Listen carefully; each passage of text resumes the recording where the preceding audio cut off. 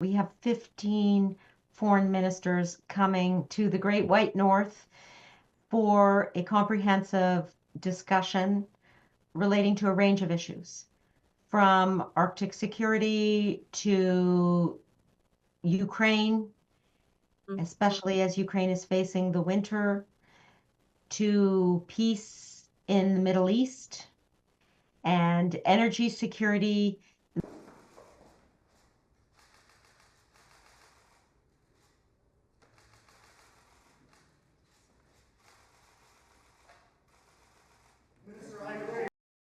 I have to say that Secretary Rubio has been a very constructive member of the G7 conversation that Canada has been hosting.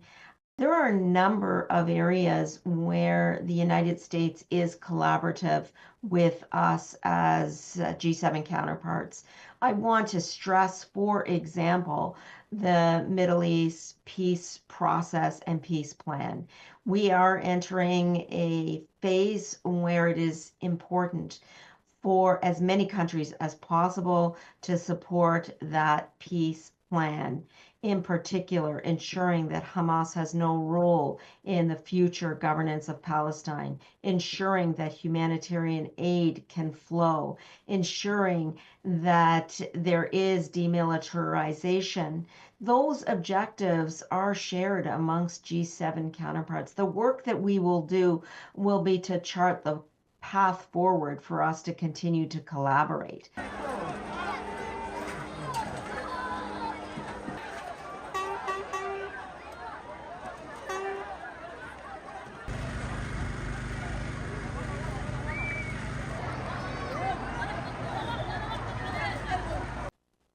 So it would be superficial for us to assume that any peace plan, any ceasefire is without its ups and downs. That is clear. Part of this process is to accept that it is a long path forward.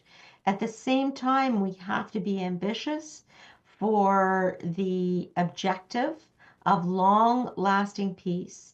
And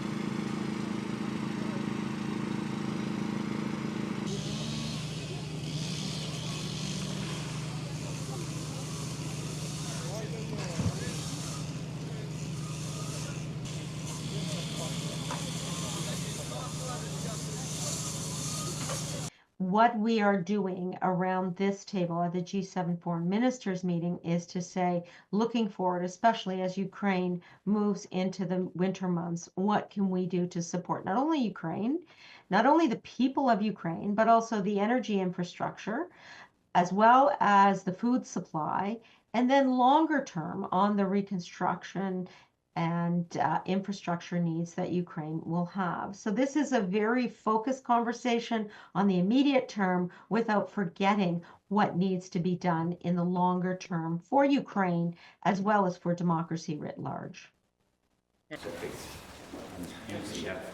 Herzlich willkommen im Was steht jetzt auf dieser Karte?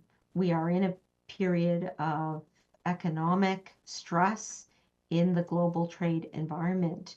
And it is important for us to examine which trade relationships will yield benefits for the domestic economy. That is an effort that many countries are involved in.